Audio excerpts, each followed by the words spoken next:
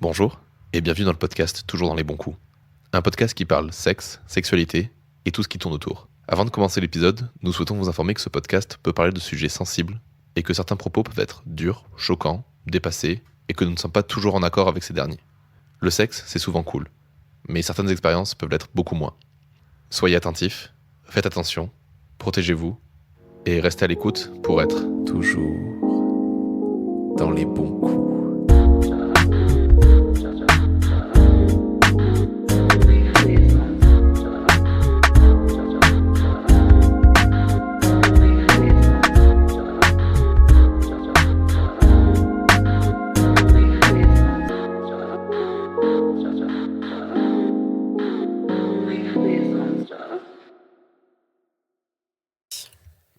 Et bonsoir Léane. Bonsoir Robin. Et comment ça va? Et ça va très bien et vous? Bah ça va très bien, on se retrouve pour un nouvel épisode de quoi? De toujours dans les bons coups. Ah bah ça faisait longtemps, Oui, c'est vrai, ça fait longtemps. plaisir.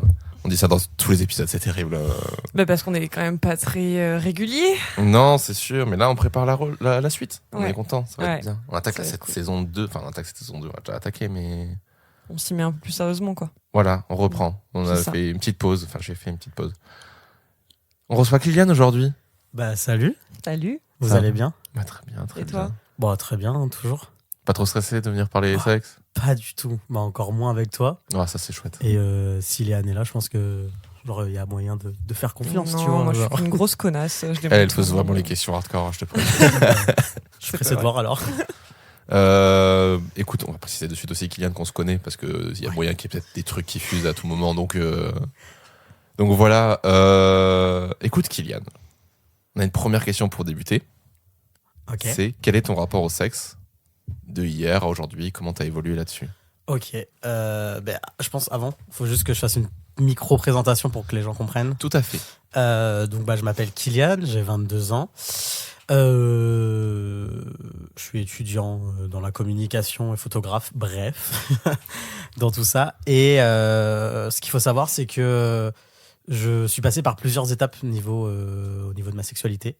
Parce que il y a encore 2 ans, 1 an, on va dire, 6 mois. 6 mois. Il y a vraiment encore entre 1 an à peu près où je savais pas réellement qui j'étais au niveau de ma sexualité et je me cachais le côté où je pouvais enfin dire que je suis gay et pas non je cherche je cherche non donc au final ça a fait que j'ai eu un passage beaucoup plus compliqué on va dire que d'autres personnes où en fait j'ai pu avoir des relations hétérosexuelles et dit hétérosexuelles et dit homosexuelles donc voilà, donc je pense que par rapport à hier, ma sexualité était hétérosexuelle et par rapport à aujourd'hui, ma sexualité est quelque chose de homosexuel, mais on le vit toujours aussi bien, donc voilà. Tu t'étais imposé des relations hétérosexuelles? Ouais, la société. Ouais. La société, mais... Est-ce que tu t'es dit genre si j'essaye, il y a un moment où ça va me plaire forcément? Ouais, Genre si totalement. tu forces... Totalement, et en plus il y avait toujours ce côté où je me forçais, mais je le savais vraiment au fond de moi, et quand j'entendais les gens dire ouais, on le sait au fond de soi, machin, je disais mais c'est faux, mais au final pas du tout, je le savais au fond de moi, genre j'avais des rapports sexuels avec des mecs, alors que je me disais non, je suis hétéro, ou peut-être oh, bi. c'est peut-être juste pour essayer comme Ouais. ça, pour voir. Ouais, bon, après au bout de plusieurs fois, je pense que on essaye toujours, on sait jamais. Donc ouais, c'est vraiment, je me suis un peu imposé le truc par rapport à la société. Ouais. Et au regard des gens, vraiment, c'était surtout ça. Est-ce qu'il y avait un côté, je sais que c'est ce que nous disait Tom dans son épisode, où tu voulais pas être différent? Parce que du coup, malheureusement, le côté LGBT était toujours catégorisé comme différent, genre hors norme. Ouais, totalement. Et encore plus parce que je suis quelqu'un qui a toujours été hétéron. Donc en fait, il y a ce côté où tu es déjà différent par rapport à ça. Et en plus, tu rajoutes de la différence en ayant une sexualité autre que ce que la société veut te montrer. Alors que pas du tout. Je veux dire, qu'est-ce qu'on s'en fout? Qu'est-ce qu'on s'en fout concrètement? Donc ouais, il y a ce côté où j'ai eu très peur de la différence. Et peut-être aussi le côté de la société, mais pas la société, plus la société, genre la famille, très très proche. Je veux dire, dans ma famille, j'ai un cousin qui est ouvertement homosexuel, sauf que On rigole pas. Sauf que après, moi, il y a eu ce côté où ma famille, en fait, pouvait avoir des actes ou des paroles qui faisaient penser qu'ils pouvaient être homophobes. Ouais. Pas homophobes d'un côté violent, mais vu qu'ils sont pas renseignés, bah il y a ce côté où ils pouvaient dire des mots en fait un peu violents, et quand toi tu te recherches, bah C'est de l'homophobie ordinaire. C'est Ouais, dire c'est ça. je suis pas homophobe, mais bon, les PD. Totalement. C'est vraiment Ouais. ce genre de phrase. C'est rentré dans le quotidien de. Enfin, c'est rentré, non, c'est toujours dans le quotidien de beaucoup de gens et je comprends totalement du coup. Donc ouais, il y a ce côté où ça vous faisait peur d'être différent. Puis chez les parents, il y a aussi toujours cette crainte pour l'enfant de quand, comme tu dis, genre tu rentres dans la différence, donc tu vas être discriminé, donc tu vas avoir tout ça, qui est souvent mal amené. Il y a un super épisode de Master of None, je sais pas si vous avez maté cette série, dans la saison 2, où un des personnages principaux est une femme noire lesbienne. Et quand elle a fait son coming out à sa mère pète les plombs parce qu'elle lui dit déjà que t'es noire, en plus t'es lesbienne. Ok. Et C'est joliment dit. bah oui, alors en vrai, genre la scène est horrible, mais en fait tout ce que ça dégage derrière, c'est que tu vois vraiment que juste la mère, en fait, elle s'en fout de savoir que sa fille est lesbienne. Tout ce qui l'a fait chier, c'est qu'elle va en chier dans la vie, quoi. Mm. Et c'est ce qu'elle finit par lui dire à la fin. Elle lui dit, mais en fait, tu vas devoir faire 4 fois plus d'efforts que les autres, quoi. Et il y a tout cet épisode, en fait, est incroyable. De toute façon, ceux qui ont vu la série savent que c'est un des meilleurs épisodes de la saison 2. C'est sûr, en fait, chaque épisode, c'est Thanksgiving quand ils sont enfants, ados, adultes et enfin accomplis dans leur vie, quoi. Ok. Et C'est c'est génial. stylé comme principe. C'est trop bien. De toute façon, C'est Master drôle. of None, c'est trop bien. Je ne peux que vous le conseiller à fond, quoi. Tu nous le vends. Mais de ouf. C'est une de mes séries préférées. Tu vois, ce qui est drôle, c'est que par exemple là, par rapport à ce que tu viens de dire côté parents, ben, par exemple moi, pas du tout. Je sais que j'ai plus mon père depuis que je suis très petit, mais ma mère, bah, elle s'en bat un peu la race, quoi. Genre, je veux dire, tant qu'on est content dans ce qu'on veut, elle s'en fout. Je lui ai pas ouvertement dit parce que on est quelqu'un, notre famille, et c'est vraiment spécial parce qu'on parle pas de sexualité, malheureusement. Parce que moi, je serais plus dans un côté où je pense qu'il faut parler de sexualité avec ses enfants, même assez jeunes, hein, je veux dire, juste pour qu'ils comprennent ce que c'est et de pas avoir honte de parler de problèmes. Oui, qui savent que la parole est libérée et qu'il n'y a pas de souci si jamais ils veulent en parler. Ouais. Totalement. Et moi, j'ai ma demi-sœur qui a fait son coming out à l'époque en disant qu'elle était lesbienne. Alors que plus du tout maintenant. On ne s'est pas reparlé depuis, mais je sais qu'à l'époque, elle avait fait son coming out niveau par rapport à qu'elle soit lesbienne. Et mon beau-père l'avait pas très bien pris, mais ma mère elle était en mode j'étais Ok. heureuse, ok. Mm.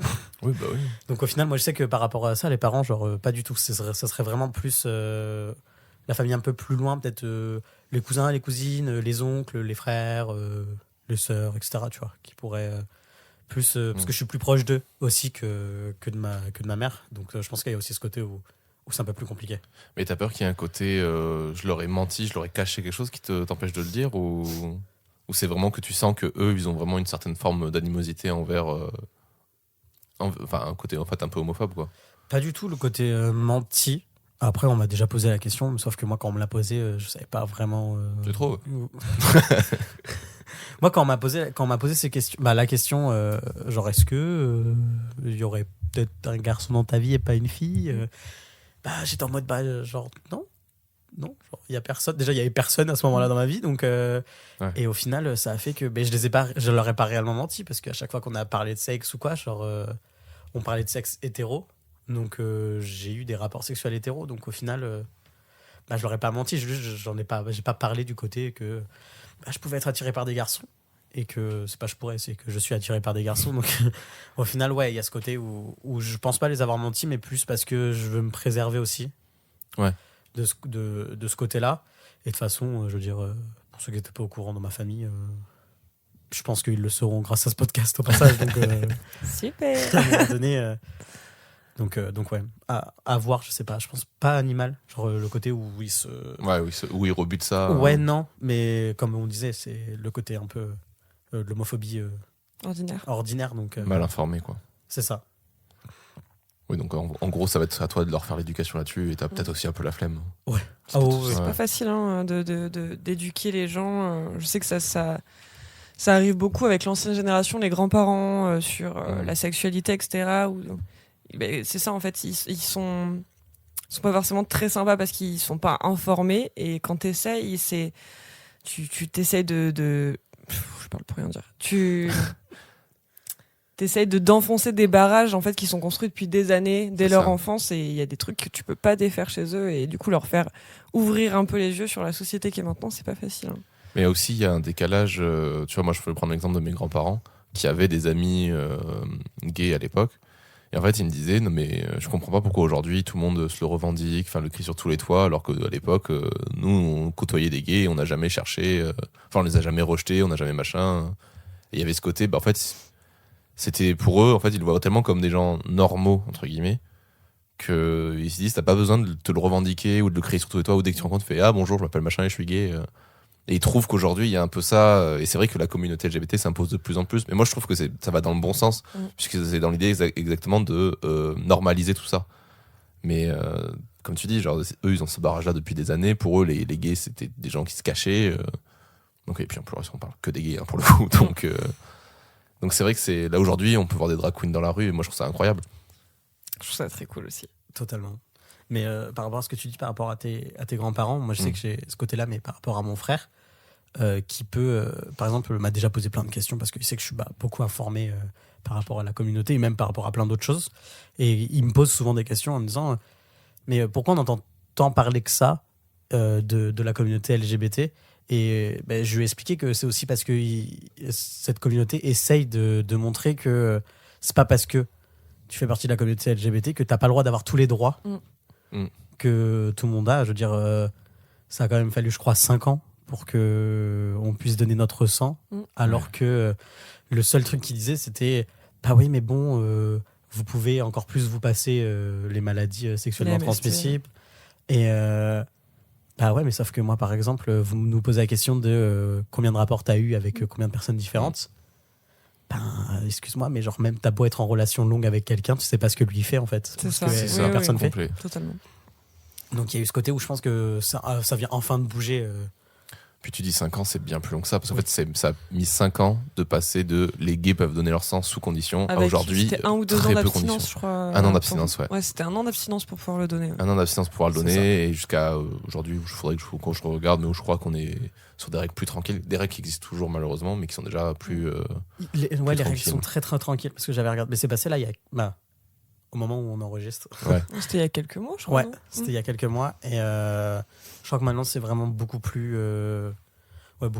ouvert, mais il y a aussi ce côté où ils sont forts en manque de sang, et moi je trouve que c'est un peu en mode oh zut, on n'a pas trop le choix, il n'y a plus personne qui donne du sang, et on voit qu'il y a une grosse communauté qui est LGBT, et si on ouvrait à tout le monde au final? Ouais, c'est ça. C'est un peu, je trouve ça un peu du mais alors après on peut pas se mentir non plus sur le fait que les institutions sont encore gouvernées par des vieux de la vieille. Ah, je suis d'accord. Je pense que tu vois, on mettrait quelqu'un de la communauté dans le milieu, dans les hautes sphères, entre guillemets, du milieu médical et politique. Mais même politique aussi, tout simplement, t'as raison, même juste politique. Si on avait plus de gens de la communauté LGBT, ce serait plus pris en considération. Mais bon, quand tu vois déjà que même ça fait des années qu'il y a des femmes qui sont dans la politique et qu'elles sont toujours chiées dessus par les autres, à peine. Ça va prendre du temps, ça va être long. Mais de toute façon, les gens bougent en dehors de ça. Et au final même, tu vois, genre qu'ils aient pas le choix, qu'ils soient obligés de le faire parce qu'ils ont plus de sang et que la communauté est prête à donner et qu'ils doivent changer les règles à partir de ça. Je trouve que c'est même un beau fuck à dire, vous voyez, vous avez trop tardé. Vous avez trop tardé. Parce que là, si ça se trouve, même la communauté va juste dire, en fait, maintenant, non. Tant que nos droits sont pas égaux avec les homos, les hétéros, du coup, non. Et c'est ça, tu vois, tout à l'heure, tu parlais de visibilité de la communauté LGBT et pourquoi elle grandit autant, pourquoi on en parle autant, pourquoi il y a les prides, etc. Et moi, j'ai entendu beaucoup d'hétéros dire et pourquoi il y a des prides, si c'est juste pour se balader dans la rue. Je dis, non, mais en fait, s'il y a tout ce mouvement derrière, c'est parce qu'il y a des droits qui ne sont toujours pas donnés en fait à la communauté LGBT. Il y a des pays où on meurt encore parce que on a une sexualité qu'on a. Enfin, c'est pas une sexualité que tu choisis en fait. Totalement. Et là, j'ai du mal à expliquer aux gens que non, c'est pas juste pour se balader à moitié à poil, même si c'est très sympa de se balader à moitié à poil dans la rue pour écouter la musique. Il y a tout un symbole derrière qui est très fort et je trouve ça hyper important. Et surtout que là, tu parles des pays où c'est pas. Où tu peux mourir. Où c'est puni par la loi. Où c'est puni. Le Qatar, genre, moi, c'est quelque chose qui m'a, je sais comment dire, presque traumatisé avec ce qui vient de se passer. Les JO se passent au Qatar. Il y a la Coupe du Monde qui va se passer au Qatar. Et les gens de la politique de là-bas ont dit ah mais pour ces événements-là, on veut bien accueillir les personnes de la communauté LGBT tant qu'ils s'embrassent pas et qu'ils se touchent pas dans les lieux publics. De toute façon, est-ce qu'on va vraiment partir dans la politique du Qatar? Non, mais c'est ce que je veux dire. Honteux. C'est un mauvais exemple. Moi, ce que je veux dire, c'est quand même que c'est des gros événements. Ouais. Genre, Ouais. c'est quand même les Jeux Olympiques et la Coupe du Monde. Et on autorise quand même à le faire dans des lieux où tout le monde n'a pas le droit d'y accéder. Mais je trouve que le sport est un milieu quand même très, très focus par rapport à tout ce genre de choses, donc le racisme, l'homophobie, etc., ou le sexisme aussi. Parce que c'est quand ça nous arrange, oh, on se bouche les oreilles, là, on voit pas, on n'entend pas, c'est pas grave, on fait comme si de rien n'était. C'est clairement moyen comme façon de procéder. Bon, pour revenir un peu plus sur le sujet, on voulait parler avec toi du coup de ta ou de tes premières fois. Comment tu le définis déjà? Mais en vrai, il y a plusieurs premières fois, je pense, mais pour tout le monde, pas que pour moi. Il y a la première fois où, en fait, je pense toute ta vie, tu auras des premières fois. Ouais, je pense aussi. Tu as la première fois où tu vas découvrir un nouveau style de sexe, la première fois où tu vas prendre du plaisir, la première fois où tu vas avoir une éjaculation, par exemple, la première fois où. Plein de premières fois différentes. Donc, mes premières fois sont totalement différentes et encore plus pour dire que là, il y a quelques mois, j'ai eu ma première fois où j'ai découvert le plaisir prostatique. Ah. Et ton A était incroyable. Ça voulait vraiment dire quelque chose. Hein. Mais je suis toujours content quand quelqu'un te dit ça. J'ai découvert le plaisir prostatique. Yes. Un de plus. Et c'était incroyable. Et au final, je pensais pas que le plaisir prostatique comme ça pouvait être un sujet de discussion. Et en soirée, j'ai pu le balancer pour voir comment c'était. Et j'ai vraiment, c'est incroyable, beaucoup d'amis hétéros qui peuvent dire ouais, les gays ou quoi, un peu rebutés par ça. Ouais. Ah, mais j'adore me faire prendre des doigts dans le cul. Me prendre des doigts dans le cul, là, t'es en mode. Je suis d'accord. Voilà. Alors, il y a quoi d'autre qui t'empêche au final d'être proche de gens comme ça? Voilà, tu t'en fous. Nous, on est contents en même temps. T'es un peu en mode. Il y a ce côté où beaucoup d'hétéros maintenant sont en mode. On va essayer, tu vois. On s'ouvre un peu plus. Ouais, voilà. Alors qu'au final, je pense que dans nos grands-parents. je pense que ça se faisait, on le disait pas, mais il y en a bien qui ont dû se dire au bout d'un moment, oh, c'est quoi ça? Si je mettais le doigt là-dedans pour voir. Ça dépend toujours des époques après aussi, c'est vrai, mais tu vois, c'est vrai que je m'étais pas trop fait la réflexion, mais j'entends de plus en plus d'hétéros autour de moi dire qui ont au moins essayé, tu vois. Ouais. T'aimes ou t'as pas. Au moins tu vois, tout seul. En vrai, moi je suis pas très fan, tu vois, j'ai déjà essayé et j'en suis pas forcément trop fan. Et je me rebute pas à l'idée de réessayer, de retenter. Mais il y a des gens qui en parlent, vraiment, pour eux, c'est le Saint Graal, tu vois. C'est en mode, ça y est, j'ai trouvé le bouton on-off, quoi. Ouais, c'est ça. Donc, en vrai, allez-y, testez. Et surtout, c'est pas gay de faire ça. Il y a beaucoup de gens qui ça rebute parce qu'ils sont en mode, non, mais c'est gay, ça touche à leur virilité. Tout ce qui touche à l'anal, de toute façon. Voilà. Enfin, du côté des hommes, du moins. Mais c'est comme ça que c'est vu, malheureusement. Et t'as envie de dire, mais non, mais en fait, c'est là qu'est ton organe du plaisir. Donc déjà, un cul, c'est pas genré, ça n'a pas de sexualité. Et ensuite, mais c'est là qu'il y a le plaisir. Donc, teste. Et au pire, t'aimes pas. Alors, je sais qu'il y a d'autres moyens de le masser aussi, sans avoir à faire de pénétration. Mais ce sera moins excitant. Mais surtout que c'est un point où il n'y a pas que grâce à la sexualité qu'on en a entendu parler. Je veux dire, la prostate, je veux dire, on en entend parler de plus en plus actuellement par rapport aux maladies qu'il peut avoir, mais tous les médecins le disent, c'est ton point sensible et ton point où ça peut te faire aller là où t'as jamais été niveau plaisir. Donc, je veux dire, c'est pas comme si un jour un gars a décidé de se mettre un doigt dans le cul et a touché la prostate en mode oh, c'est trop cool, viens, essaye toi aussi. Et qu'au final, c'est parti comme ça. Non, c'est que ça existe depuis très longtemps. Donc, au final, ça fait du bien un peu de voir des gens en parler, surtout. Des hétéros qui commencent à en parler. Mais ça, en France. Là, on parle par rapport à ça, mais c'est français. Moi, je vois une pote qui parle de sexualité ou quoi dans ses émissions ou quoi, quand elle faisait des genres de reels pour une radio, je crois que c'est pour un média en Belgique.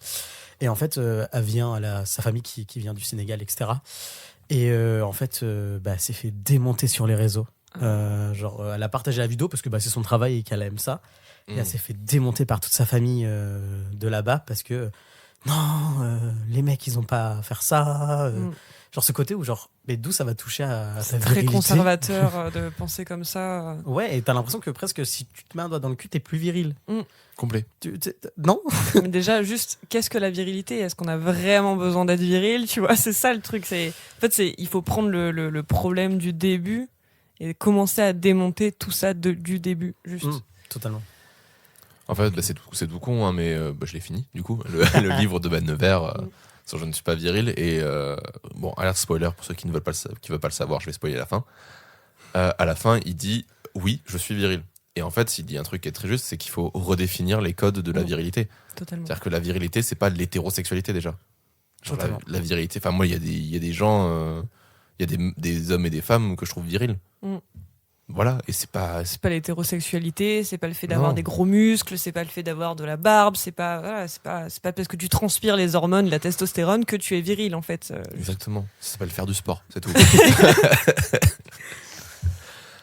Pardon, excusez-moi, je me suis perdu. Il n'y a pas de souci, t'inquiète. Hop là. Ah bah oui, mais tiens, tant qu'on parlait du toucher prostatique et tout ça, c'est quand ton premier orgasme? Mais qu'est-ce qui est vraiment la définition d'un orgasme au final? Ah bah je t'en prie, vas-y.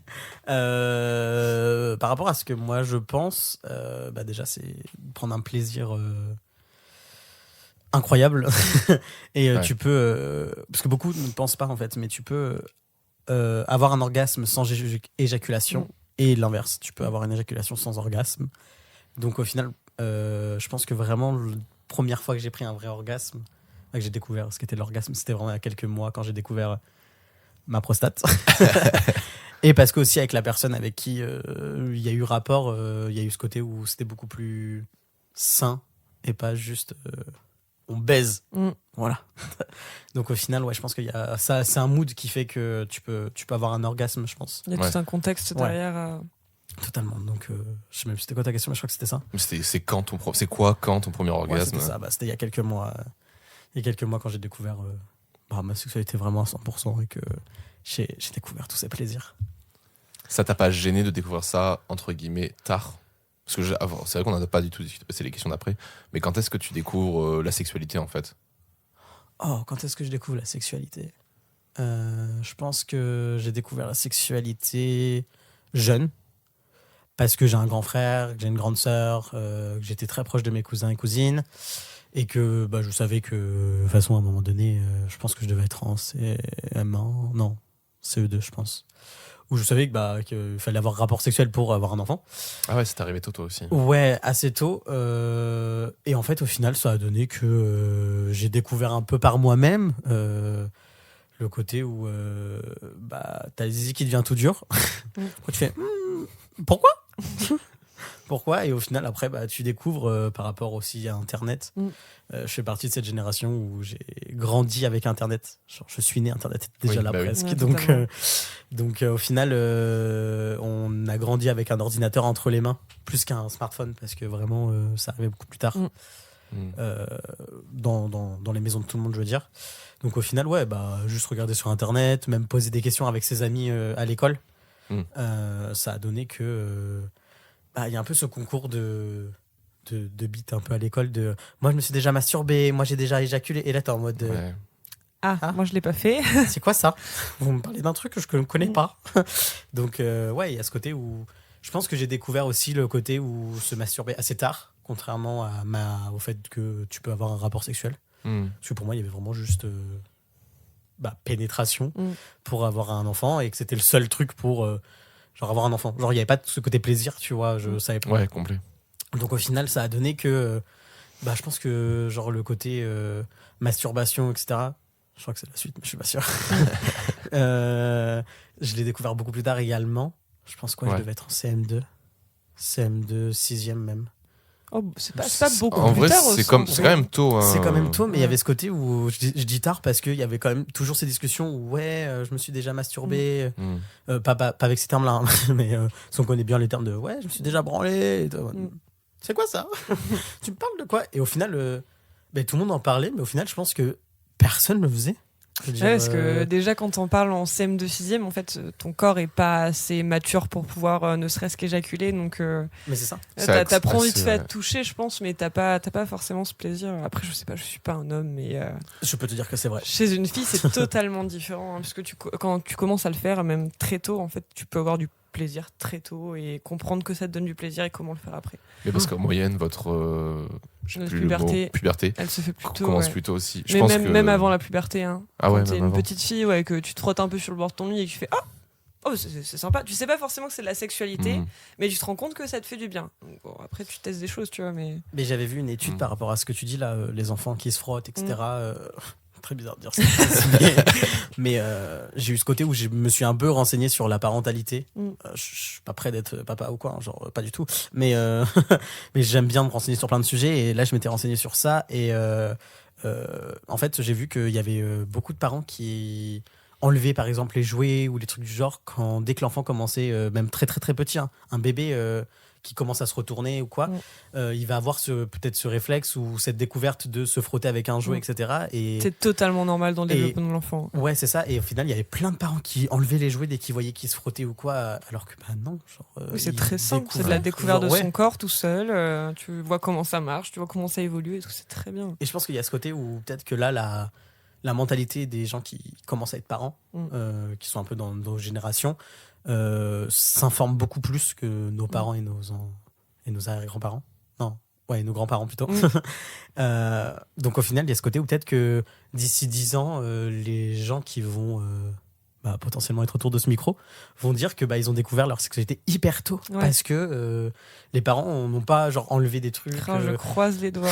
Parce que ça donnerait après, je pense et j'espère que à partir du moment où tu ne freines pas les questions ou les pratiques qu'ont des enfants, que ça mène vers des vies sexuelles hyper saines en fait quand t'es adulte. Et mon Dieu, je touche du bois pour que ça reste comme ça et que ça évolue dans ce sens-là du moins. Totalement. Donc on verra, mais je pense que il y a ce côté où découverte de sa sexualité et la découverte du plaisir et à tout âge en fait. Si on n'a pas les mêmes plaisirs quoi qu'il arrive. Complet. Et tu parlais de masturbation tout à l'heure. Est-ce que toi tu t'es créé ou t'as découvert un fantasme réel ou fictif, un personnage, un acteur, un chanteur ou même des femmes? Le plus vieux que tu arrives à retrouver. Ouais. Le plus vieux, parce que je réfléchis, parce que je sais que par rapport à la masturbation, comme je disais, j'ai essayé assez jeune, mais il y a ce côté où mon corps n'était pas du tout développé. Donc, je me masturbais dans le vide, on va dire. je veux dire, c'est ça le problème. Je veux dire, tu peux avoir une érection, mais elle te mène à rien. Ouais, elle mène à rien. Donc au final, tu te masturbes dans le vide et tu prends pas non plus de plaisir parce que au final, tout ton corps n'est pas encore adapté au fait que tu vas prendre du plaisir en fait durant ça. Et le fantasme, je pense qu'il est arrivé assez tard en vrai. Assez tard parce que assez tard. Par rapport à la suite de la vie de ce qui s'est passé, parce que je pense que le premier que je me rappelle là, c'est vraiment un fantasme qui date du collège, mais fin collège, qui date de la 3e, où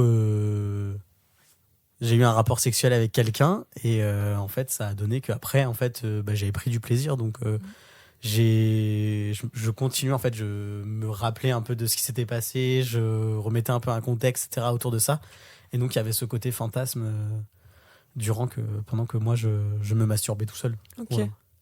Donc c'était quelqu'un de réel du coup. Ouais. Ok. Après ça m'arrive encore aujourd'hui d'avoir des fantasmes pas réels, donc fictifs. Mais il n'y a pas de genre, c'est vraiment l'imagination et je trouve que c'est ce qui est trop bien dans ce côté la masturbation sans porno, sans livre érotique, sans histoire support, érotique, sans support, c'est de laisser son imagination porter faire ce qu'il veut en fait. Et tu vas voir aussi ce qui toi t'intéresse au final sexuellement. Et il y a un challenge qui existe qui est le 30 jours je crois sans porno, ou beaucoup plus, je crois que c'est beaucoup plus que ça. Et en fait, t'apprends à ne plus en fait avoir besoin de porno. Déjà 30 jours, 30 jours c'est long, quand déjà. T'es habitué, c'est long. Je sais plus, je crois que c'est 30 jours au début, mais je crois que c'est 30 jours. Et en fait, t'apprends à trouver un autre côté de ta sexualité où tu fais une masturbation sans porno, sans support en fait. Et moi, des amis qui ont pu le faire, et ils m'ont toujours dit, mais waouh, genre j'ai découvert un truc que je connaissais pas. Et ça m'a donné envie de découvrir des nouvelles choses pendant des actes ou quoi, tu vois, de m'ouvrir en fait sur ça. Tu consommes pas du tout de pornographie du coup, toi? Ah si. Si. Tu nous fais la petite leçon et tout. Ah, si. Mais il y a consommer de la pornographie et en abuser. Oui, d'accord. Et en abuser. C'est des discours qu'on a pu avoir entre potes et des discussions. Et il y a ce côté où tu vas pouvoir regarder du porno à chaque fois que tu te masturbes et regarder du porno de temps en temps quand tu te masturbes. Moi, je sais que je suis beaucoup plus friand des histoires. Et même là, depuis quelques temps, des podcasts. Qui y a une fille que j'aime beaucoup, que tu m'as fait découvrir, Robin, qui fait des genres de podcasts un peu. Vox. Ouais, c'est ça. Ah ouais, Vox. Il y a Cox aussi qui existe. Et j'étais en mode, Et il y en a c'est un trop autre cool. encore, je sais pas comment ça s'appelle, Docs ou un truc comme ça. De quoi? Il y en a 3 maintenant des podcasts comme ça, je crois. Ah ouais? Ouais. Je savais pas, je connaissais que Vox et Cox. Mais en même temps, en fait, alors faudrait que je regarde la spécificité de chacun. Mais au début, je croyais que Vox c'était pour les femmes et que Cox c'était pour les hommes, etc. Mais en fait, c'est hyper. C'est pas vraiment ça non plus. C'est comme ça qu'il l'avait présenté au début. Hein. Ouais, mais en fait, moi, quand j'ai écouté Vox, j'ai fait en vrai, ça convient aussi à un homme. C'est juste que. Les ambiances sont différentes, peut-être juste. Ouais, les ambiances sont différentes, mais en vrai, Vox t'écoute, c'est quand même une meuf qui dirige. Et si t'es un homme c'est hétéro, ça peut marcher. Moi, c'est juste que le format, pour l'instant, j'ai pas encore trouvé le truc qui match le plus dans ce format-là. Je sais qu'il y a aussi Colette se confesse, qui fait des podcasts aussi comme ça, où elle raconte, elle narre des histoires, mais elle, c'est vraiment de la fiction, tu vois, genre plus littéraire que vraiment mise en situation. Mais je trouve que le seul petit défaut que je trouve à ce genre de truc, c'est que c'est vraiment. Déjà, ça parle beaucoup. Genre, moi, j'ai toujours ce défaut ça se raconte vraiment beaucoup de choses. Ouais. Et je trouve ça toujours un peu malaisant, des phrases qu'il peut y avoir, des fois qui tombent du style ah, t'aimes ma queue, tu vois. Je suis en mode ah non, c'est pas possible. Ah, mais toi, t'aimes pas parler pendant le sexe aussi. Non, ça vient de là. Parce que, genre, moi, entendre ce genre de choses, ça me dérange pas plus que ça, tu vois. Au contraire. Moi, je trouve ça vraiment genre très. Je sais pas comment dire exactement, mais bon, déjà, je suis peut-être un peu biaisé aussi par le monde du porno, mais dès que j'entends quelqu'un qui parle, tu vas parler pendant le sexe, c'est parce qu'il me dérange, tu vois, genre de dire vas-y, j'aime ça, enfin des trucs un peu courts, mais où t'as tout en fait qui est donné par le ton et la manière de le dire et juste ce petit bout de phrase. Mais les longues phrases, des fois, putain, mais ça m'est déjà arrivé de coucher avec une meuf qui parlait énormément pendant le sexe. Ah ouais, non. Et vraiment, je suis en mode non, je peux pas. Je suis en mode non, stop. Après, je suis d'accord qu'il y a certaines phrases où ça rappelle un peu trop les films porno français, un peu malaisants, tu sais. Ouais. Il y a le plombier qui est arrivé il y a quelques minutes. C'est ça. Je viens de me ramoner ma cheminée. Non, mais même, tu vois, des phrases cons, mais genre ah, t'aimes ça quand je te prends comme ça, je suis en mode. Ouais, c'est trop. Mais arrête de décrire ce que t'es en train de faire, frère. Fais-le juste. Donc c'est pour ça que j'ai un petit peu de mal avec ça, mais je comprends que le format audio, en plus c'est quand même les pionniers dans le porno audio, t'es obligé un peu de passer par ce côté très descriptif où tu forces le spectateur à s'imaginer. Alors que je pense que plus tard on pourra juste, tu vois, comme je fais dans Divine Féminine, quand je fais dans Divine Féminine, je décris pas toute la pièce, toute la situation, tout ça, je dis juste je suis avec la meuf dans tel endroit. Oui, c'est synthétique. Et paf, et après on envoie juste le dialogue en fait. Et t'as pas besoin de dire ah, c'est joli ta chambre, dis-moi. Je fais oui, on a compris quoi, dans la chambre. Donc ouais, non, mais c'est très chouette, je trouve, comme support, et je suis content que ça existe, mais ça marche pas trop pour moi. Je comprends. Mais ça marche pour toi, du coup. Ouais, ça a déjà non, pas à fond non plus, mais ça a déjà fonctionné, ouais. Mais vraiment, ouais, je suis beaucoup plus friand. Toi, par exemple, tu disais du porno. Ouais. Moi, c'est vraiment beaucoup plus les histoires érotiques où ça fonctionne le mieux. Toujours audio ou visuel? Non, visuel. Bon, okay. Ouais, visuel ou audio. J'ai pas fait trop d'audio parce que ça me perturbe quand même. Mais plus visuel, ouais, genre ça me dérange pas. Et je trouve qu'il y a quand même ce côté où t'imagines. Genre, tu sais pas vraiment à quoi la personne ressemble. Tu sais pas réellement le détail à 100%. Quand c'est des histoires où c'est trop détaillé, t'es un peu. Non. Non, pas trop, tu vois. Donc ouais, genre.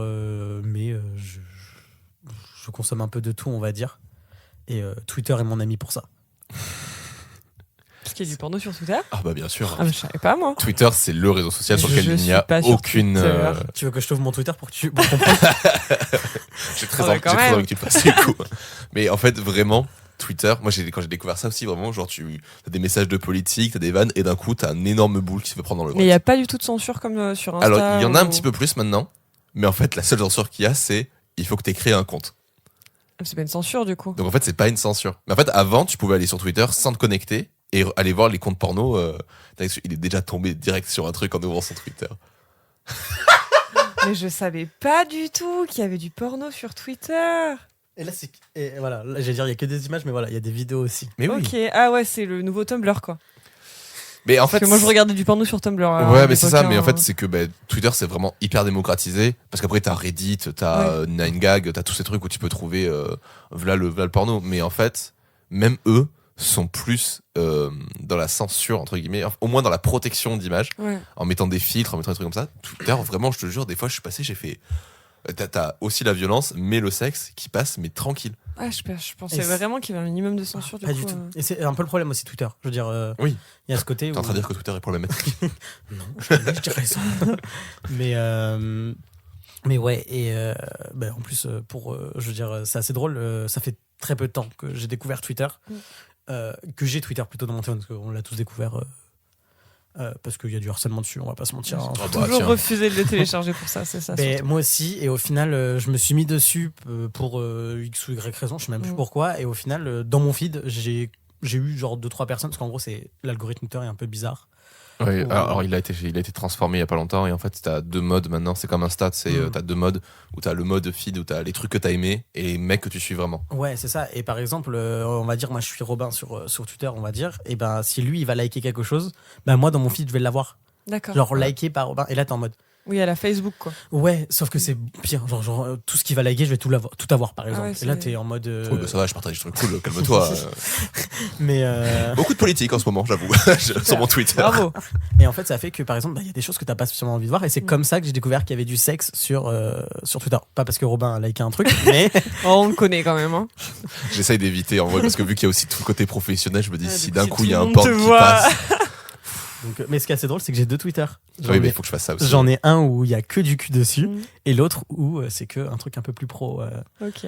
Donc c'est assez drôle. Et mes potes ont bien trouvé le côté lequel était le cul, et me suivent bien sur celui-là pour voir. Tout ce que tu likes. Voilà. Mais parce ça me gênerait tellement qu'on voit ce que je consomme en pornographie, vraiment, ça me. Je ne like rien. Ouais. Donc moi, il y a ce côté où j'ai pas la tendance à liker sur Twitter.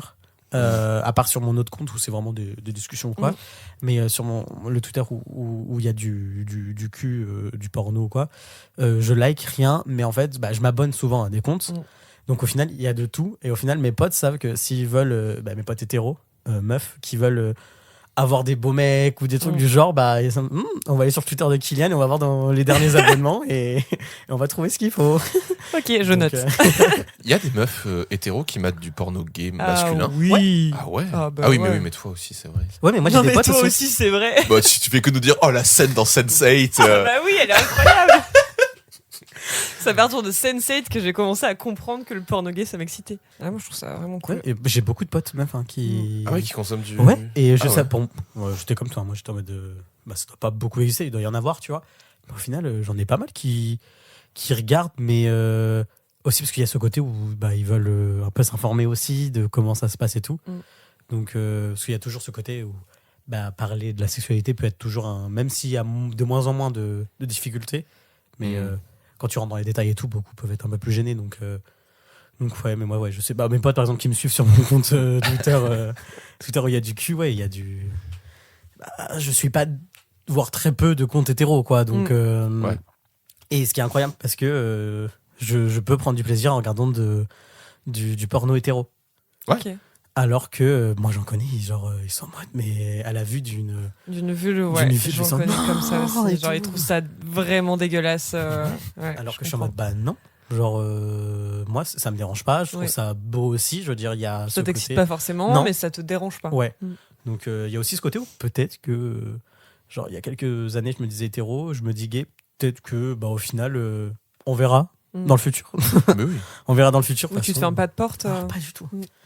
Et puis ta sexualité peut évoluer aussi, hein. Tu peux avoir des phases, tu peux être voilà. Mais tellement, donc voilà. Est-ce que tu penses un peu à ta sexualité et tu penses à des choses que tu aimerais pratiquer? Est-ce que tu as des limites Oui, j'ai des limites. J'ai des limites parce que j'ai pu aussi essayer des choses. Je suis quelqu'un très ouvert par rapport à tout ce qui est la sexualité. Mais il y a des choses, je sais, qui vont pas me plaire dans le sexe. Par exemple, j'ai déjà eu un rapport sexuel où on m'a insulté. J'ai fait ah, frérot, on arrête là. Moi, je ne peux pas. Genre, j'étais plus excité en fait. Donc, j'aime pas non plus. déjà, c'est pas contre toi. C'est juste que cet acte, j'ai du mal. Après, il y a insulte et insulte. Ouais, c'est ça.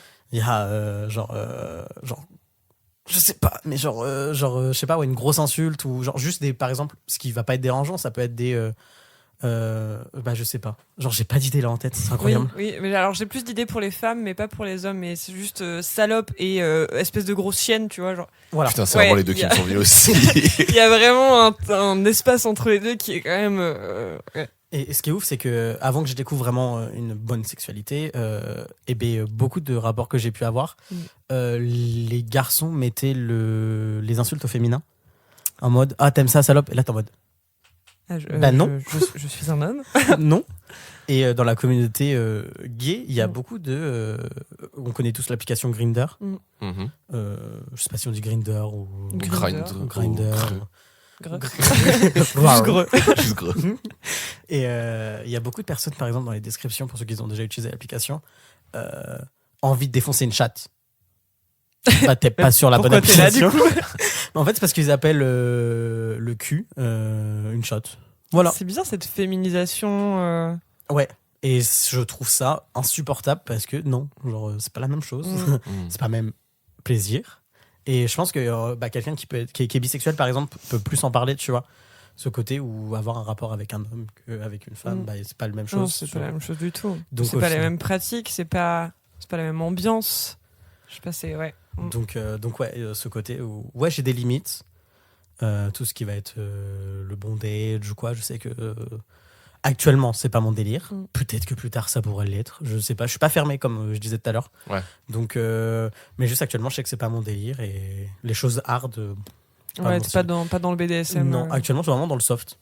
Genre les trucs un peu lambda et voire même si genre pas pénétration, ben c'est pas grave. Ouais. Genre je prends plus de plaisir avec des préliminaires etc que avec une pénétration. De ouf. Hein.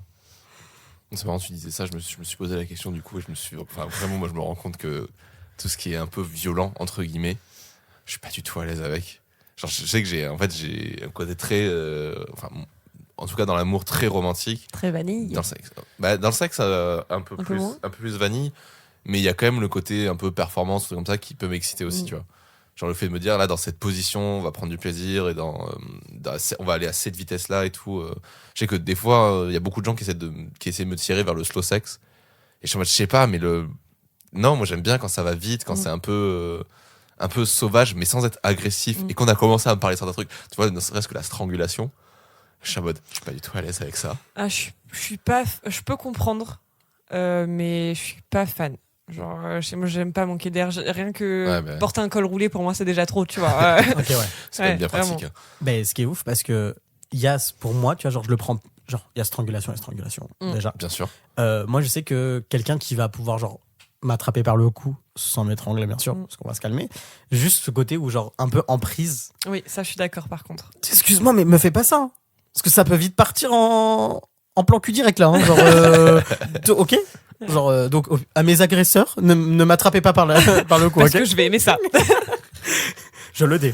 Ah, je comprends. Mais tu vois, et par exemple, mais ce que tu disais, tu vois, le fait d'aller vite, etc. Il y a des moments où des positions qui sont ok, genre avec, tu vois. Ouais. Mais genre ce côté où prendre du plaisir. Mon cerveau vraiment fait un on-off d'un coup. Prendre du plaisir ou quoi en allant vite ou en étant beaucoup plus slow, c'est cool. Genre ça va dépendre du mood en fait dans lequel tu es en train de le faire.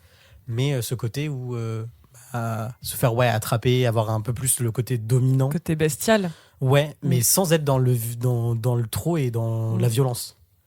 Genre, c'est ça. Ouais, moi ça dépend vraiment du mood aussi. Il y a des fois où tu as envie de.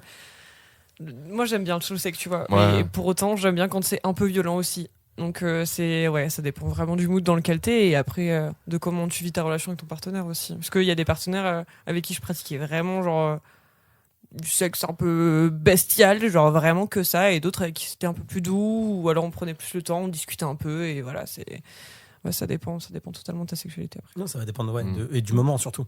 Oui. Et du moment, je veux dire, ce côté où, genre, qu'est-ce qui a fait que. C'est le contexte. Ouais, voilà, le contexte. Donc voilà. Mais c'est comme, tu vois, genre, je dis que j'aimais pas, enfin, que j'allais pas forcément dedans, mais à force de s'y intéresser, tu vois, et de commencer à le pratiquer aussi, tu te rends compte que dans le slow sex, tu peux découvrir plein de choses aussi, et que ça se repose plus, du coup, sur, justement, de la tension, plus que sur vraiment de la pénétration. Où, tu vois, quand tu cherches la pénétration rapide, tu cherches le frottement, l'excitation, alors que quand tu es dans le slow sex, tu vas plus chercher cette tension et ce côté pression aussi. Genre c'est dans ces moments-là où tu comprends le rôle du périnée à fond, alors que quand tu fais du fast sex entre guillemets on va dire, mais en fait tu le sais pas et c'est pas vraiment ce que tu cherches forcément. Tu cherches plus la pratique et le fait de faire monter très haut très vite. Alors que dans le slow sex, le fait que ça monte de manière très lente et que d'un coup ça pète, je trouve ça aussi en fait fou. J'aime beaucoup aussi. Mais voilà, ça dépend des périodes, ça dépend des moments et puis pareil, tu vois, genre je suis pas du tout dans le BDSM, mais j'aime beaucoup quand c'est l'autre qui dirige. Mais pour les femmes en général, en tout cas celles avec qui j'ai eu des rapports, c'est hyper compliqué pour elles, je trouve, de prendre les devants.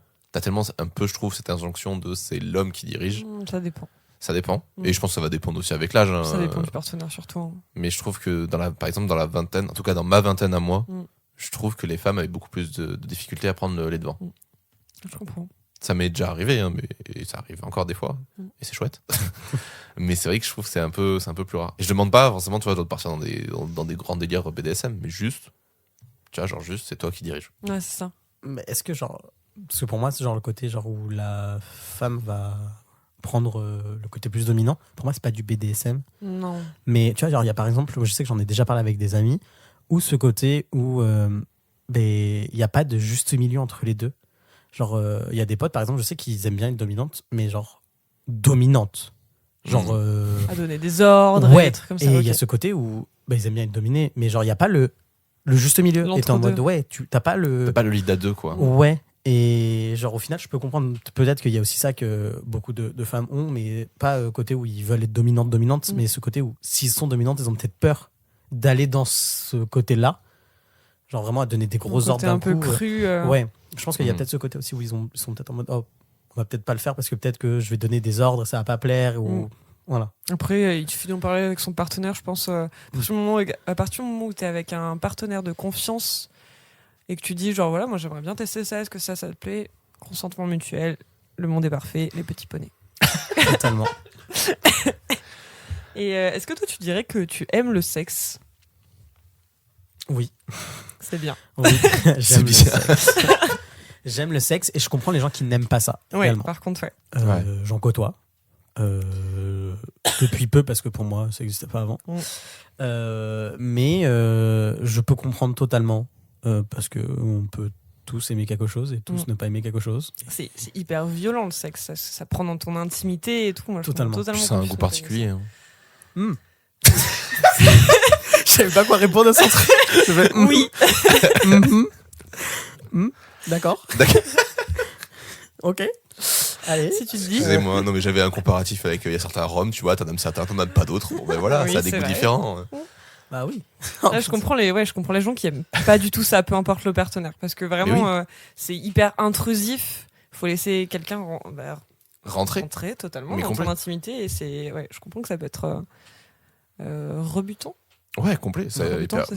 Même plus que rebutant, tu vois, t'en es à un point où tu te dis, mais en fait, j'aime pas ça. Mais c'est comme, c'est tout con, mais c'est comme certaines choses que, par exemple, la bise, tu vois, des trucs comme ça. T'as envie de dire, mais des nains, ils sont en mode, je ne veux pas que toi joues, sois en contact avec la mienne.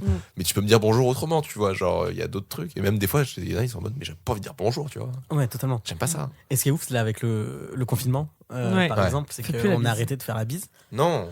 Ah, si. Tout le monde a arrêté, c'est nul. On fait plus la bise. Mais toi, voilà. J'aimais bien avant.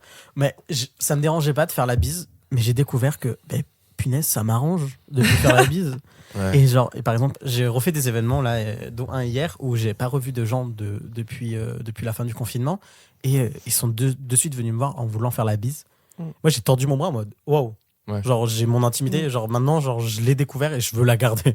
Je fais pas la bise à tout le monde et quand je te fais la bise, c'est que, genre, je t'autorise. Je suis vraiment très contente de te voir. Ouais, ou je t'autorise à rentrer dans mon intimité, tu Dans vois, ta sphère, dans ouais, ma c'est sphère, ça. tu vois, genre. Donc, donc au final, je suis bien content qu'on arrête de se faire la bise. Mais Moi, après, je suis partagée. Quand il y a des gens Ouais. que j'ai pas vus depuis longtemps, j'ai plus tendance à faire un câlin maintenant.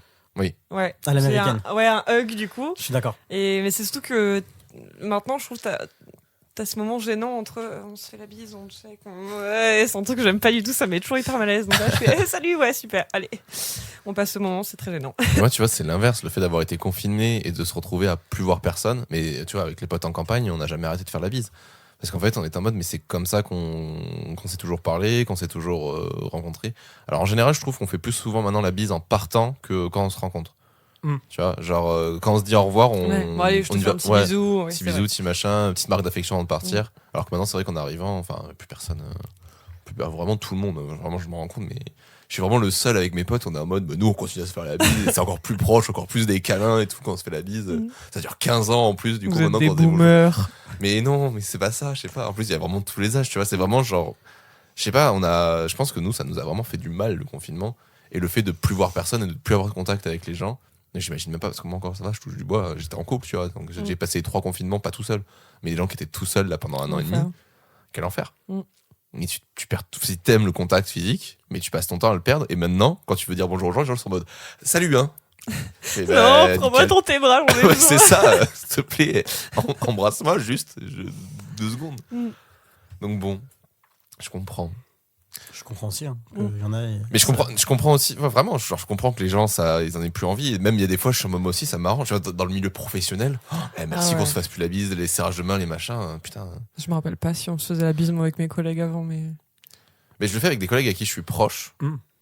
Mais il y a juste eu avec ma directrice, on a toujours, par contre, il y a ce rapport de on se fait pas la bise au boulot.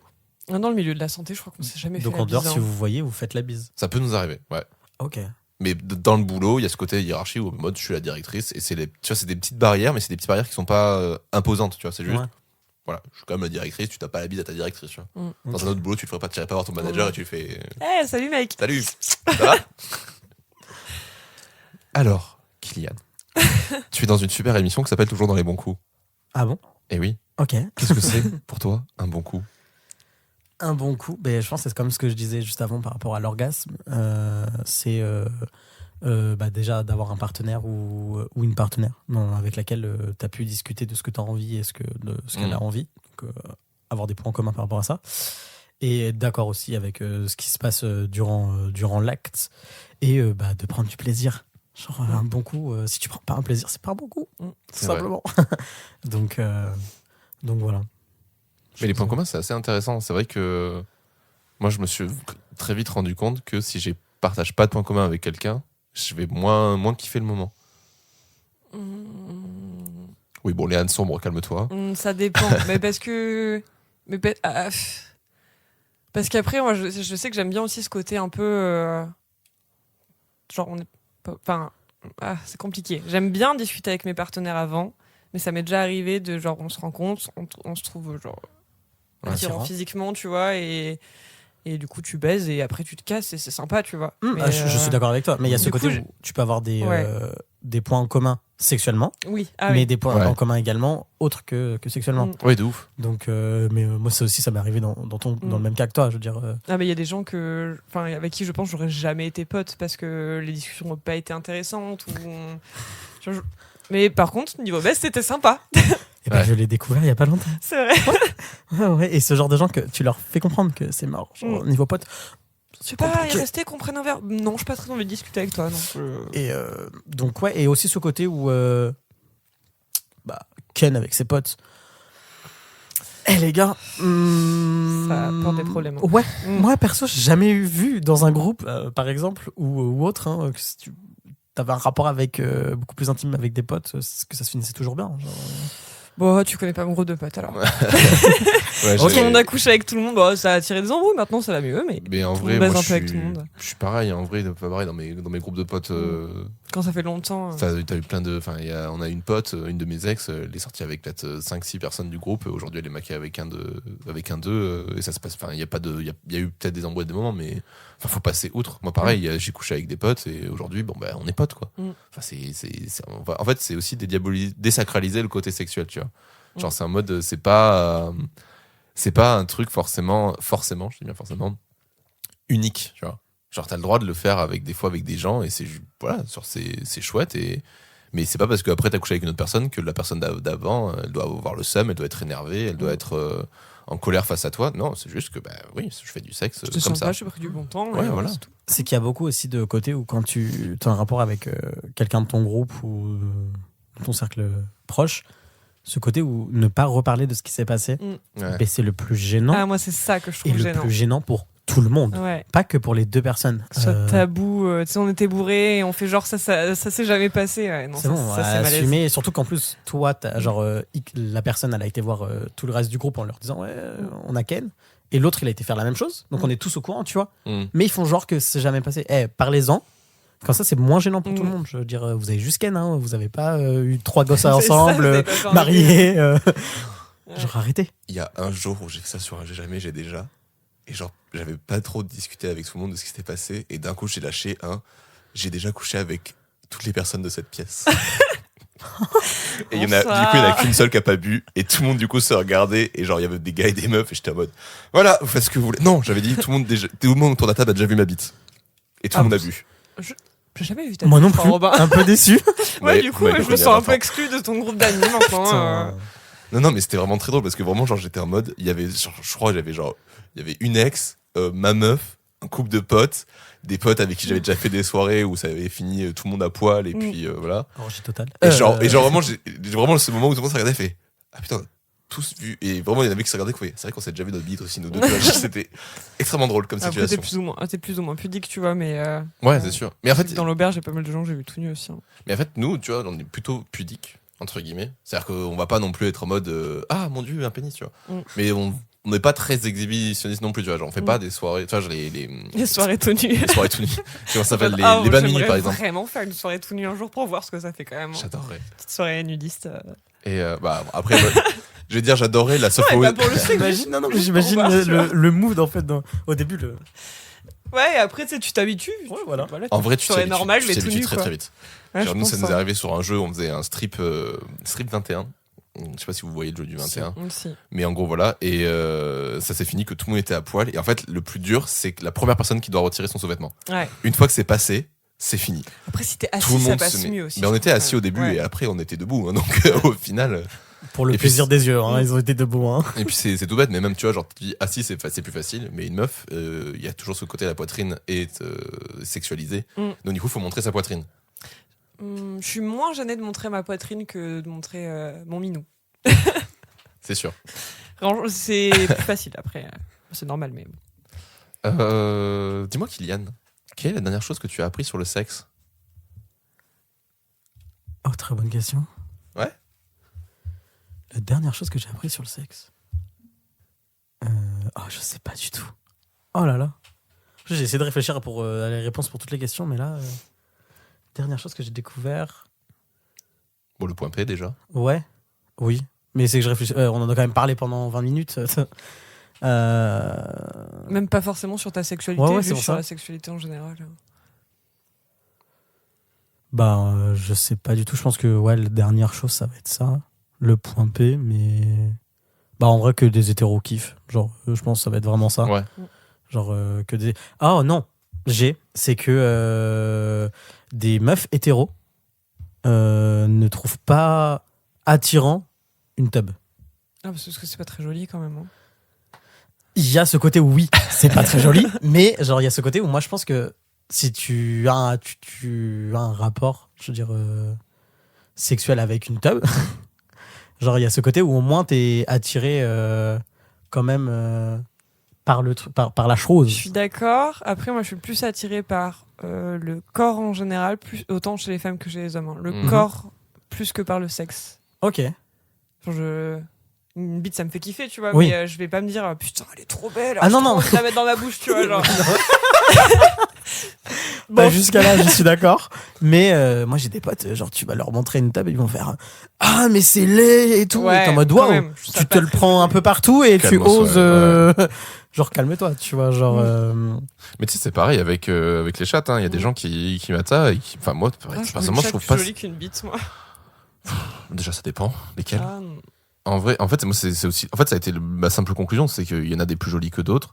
Et il y a des fois, mais même certains partenaires, j'aimais pas forcément le truc. Mais c'est juste que quand t'es dedans, quand tu rentres dans le sexe, d'un coup, tu sais pas, c'est instinctif. T'es en mode, mais c'est là où est le plaisir. Donc c'est là que j'y vais, quoi. Mais après, Ouais. je trouve pas ça spécialement beau. Je trouve qu'il y a beaucoup d'autres parties du corps qui sont bien plus jolies Ouais. que le sexe, au final. Mais de là à dire que c'est moche, faut pas exagérer. Non, c'est pas moche, mais c'est pas très joli. C'est pas la plus belle partie du corps. Non. Il y a plein de plis, il y a trop de peau. Et... C'est vrai que j'ai l'impression que c'est la partie du corps qui vieillit le plus vite.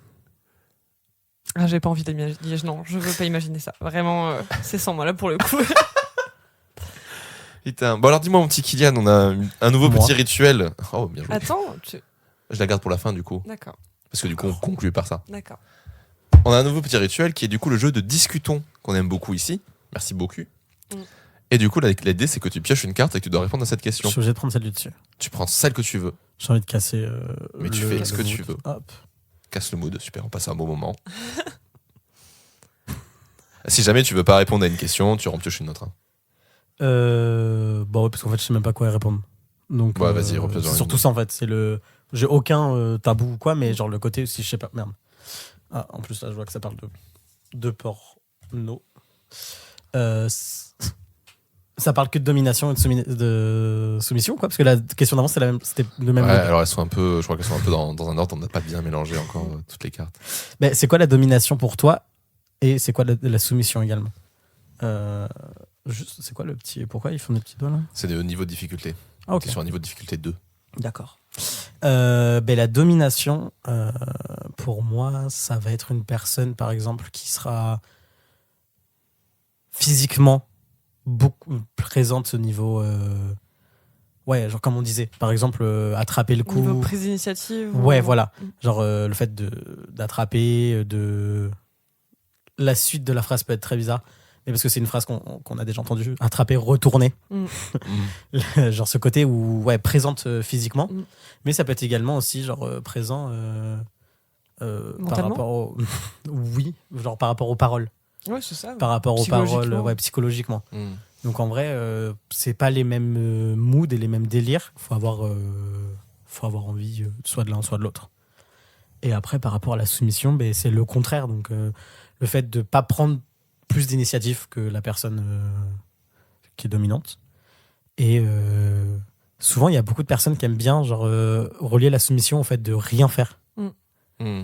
Genre ce côté pacha. C'est un peu bizarre, mais ce côté pacha. Et en vrai, bah, c'est deux moods différents. Et personnellement, je sais que genre, ça va dépendre de l'envie que j'ai. Genre, je peux être les deux. Et ça dépend de l'envie que tu as. Donc voilà, pour moi, c'est ma définition Ok. de la domination et de la soumission. Bah, très chouette. Merci beaucoup d'avoir répondu à cette question. As-tu une petite recommandation musicale à nous faire pour terminer ce podcast? Ah non, pardon, on a encore plein de choses à faire après. Une chose à faire. Musical. Ouais, musicale. Ah, Quelque oui, chose par qui, rapport... pour toi, Ok. évoque la sexualité, le sexe. Ouais. C'est que j'ai une grosse connerie en tête par rapport à ça. Tu peux lâcher ta connerie et après dire ok. le truc. Tout le monde fait ça. Hein. Kinvey, rien qu'une fois.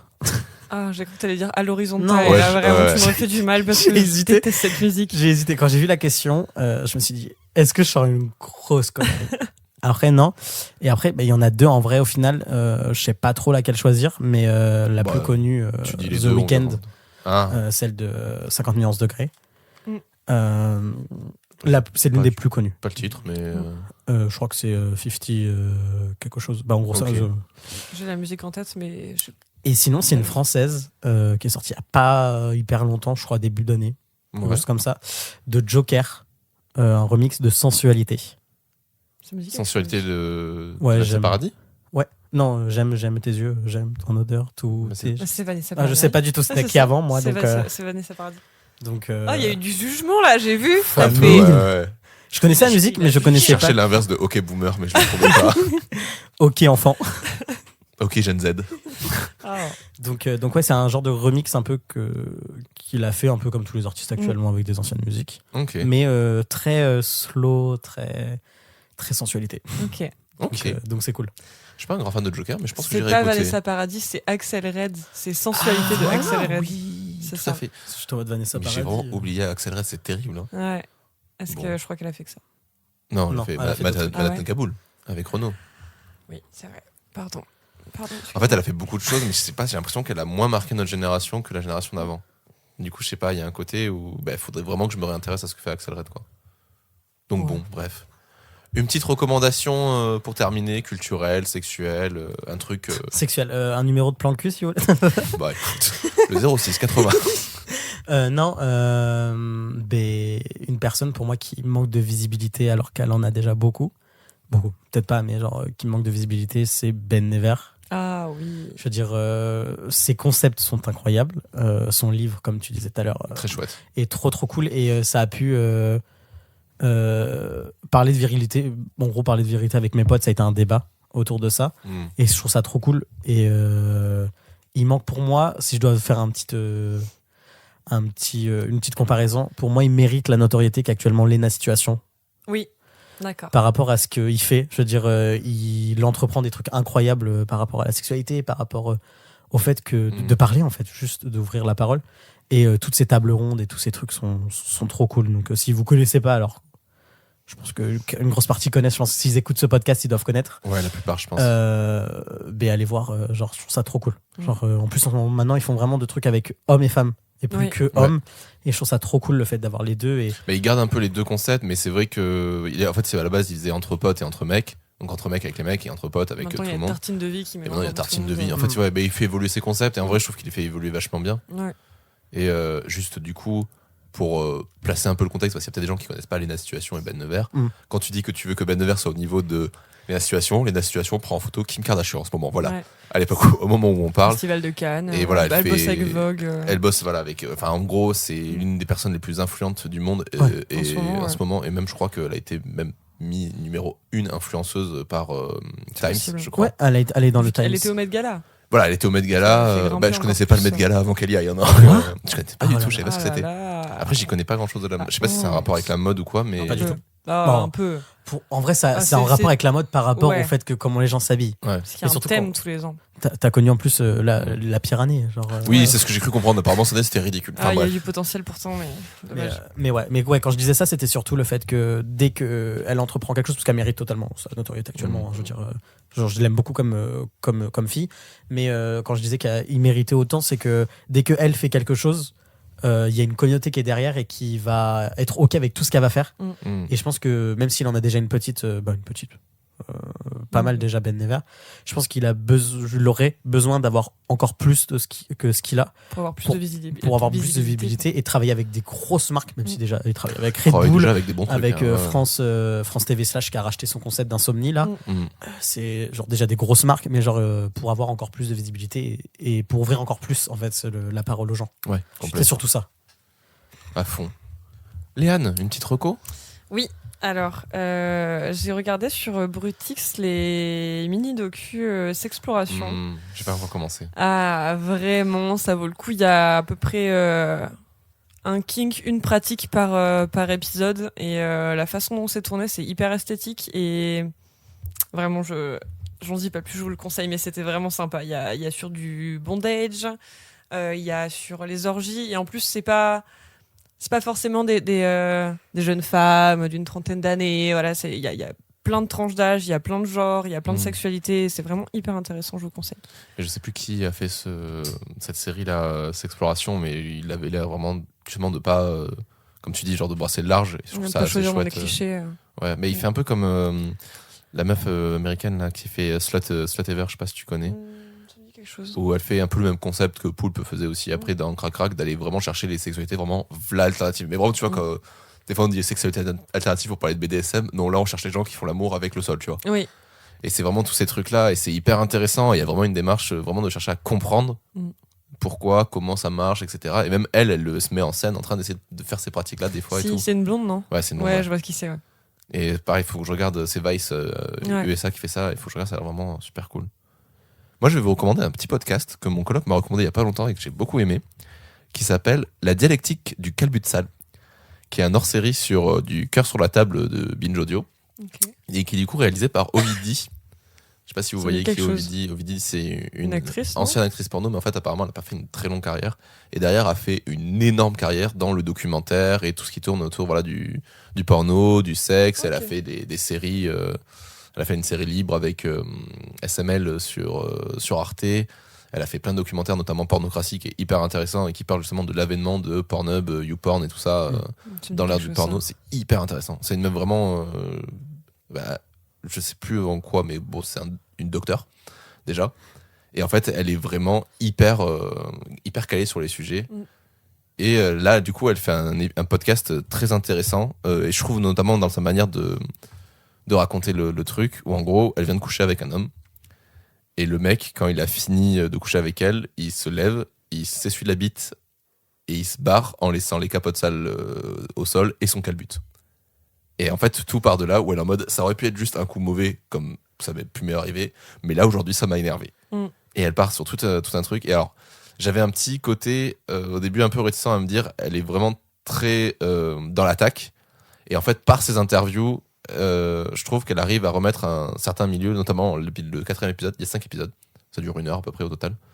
Et dans le 4e épisode, je trouve qu'il y a un truc très intéressant des gens qui lui essaient de replacer un peu son point de vue, plus dans un côté objectif. Égalité et que ce soit pas attaqué sur les hommes. Non, c'est pas vraiment égalité. C'est-à-dire que l'attaque sur cet homme est méritée parce que vraiment il agit comme un connard. Mais en fait, déjà, le podcast s'ouvre, elle va voir des potes à elle, mec, elle leur dit, mais vous avez déjà fait ça? Et tous disent oui.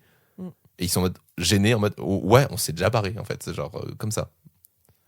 Et du coup, en fait, c'est hyper intéressant. Je trouve que ça raconte plein de choses et elle pose plein de questions qui sont hyper intéressantes, notamment le fait que, pour pas trop spoiler, mais en gros, au bout d'un moment, elle pose la question de, en fait, je suis trop intelligente pour certaines personnes et je les impressionne, et du coup, ma vie est de passer mon temps à paraître plus idiote que je ne suis pour pouvoir plaire.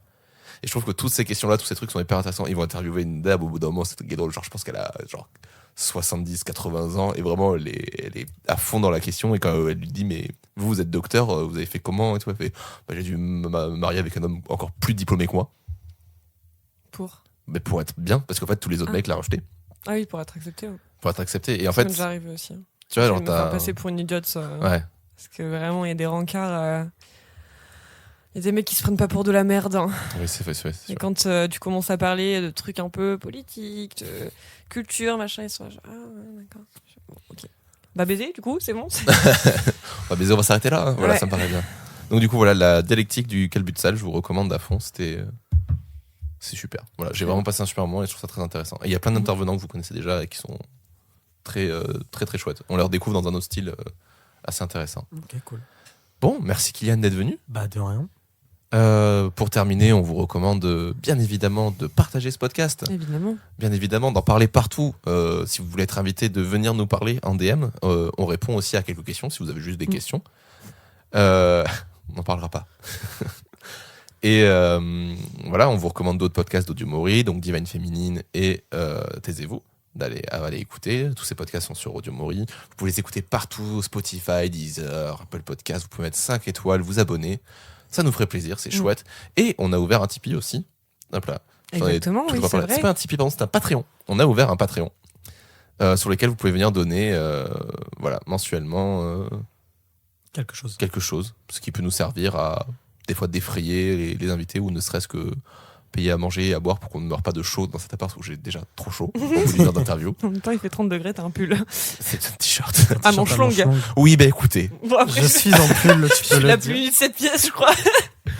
Enfin voilà, on vous remercie en tout cas pour cette écoute. Et je dis au revoir Léane. Au revoir Robin. Et à bientôt pour un nouvel épisode 2. Toujours dans les bons coups. Et oui.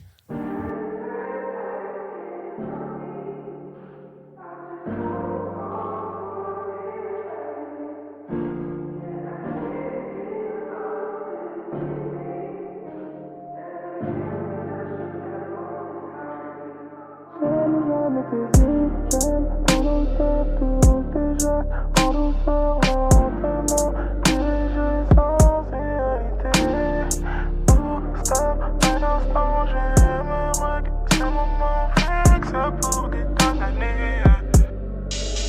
J'aime tes yeux, j'aime ton odeur, tous tes gestes, en douceur, lentement, dirigés sans réalité.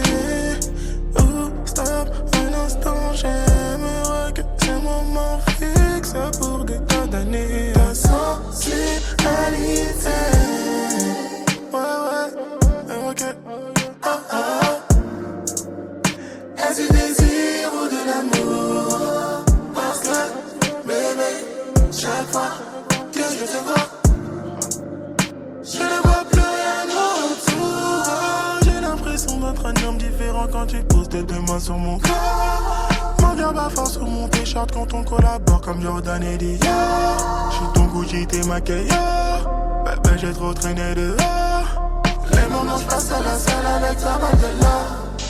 Même pas là, t'es partout dans mon cœur et dans ma tête. T'as parfumé la couette, chante ta présence dans toute la pièce. Même pas là, t'es partout dans mon cœur et dans ma tête. Bébé, j'crois que t'es pas bouillé, tes bisous peuvent me wet. J'aime tes yeux, j'aime ton odeur, tous tes gestes, en douceur, lentement, dirigés sans réalité. Stop, un instant, j'aimerais que ces moments fixes pour des tas d'années. J'aime tes yeux, j'aime ton odeur, tous tes gestes, en douceur, lentement, dirigés sans réalité. Stop, un instant, j'aimerais que ces moments fixes pour des tas d'années. J'aime tes yeux, j'aime ton odeur, tous tes gestes, en douceur, lentement, dirigés sans sensualité. Stop, un instant, j'aimerais que ces moments fixes pour des tas d'années. J'aime tes yeux, j'aime ton odeur, tous tes gestes, en douceur, lentement, dirigés sans réalité. Stop, un instant, j'aimerais que ces moments fixes pour des tas d'années. Même pas là, t'es partout dans mon cœur et dans ma tête. T'as parfumé la couette, chante ta présence dans toute la pièce. Même pas là, t'es partout dans mon cœur et dans ma tête. Bébé, j'crois que t'es pas bouillé, tes bisous peuvent me wet. J'aime tes yeux, j'aime ton odeur, tous tes gestes, en douceur, lentement, dirigés sensualité. Oups, stop, un instant, j'aimerais que ce moment fixe pour des tas d'années.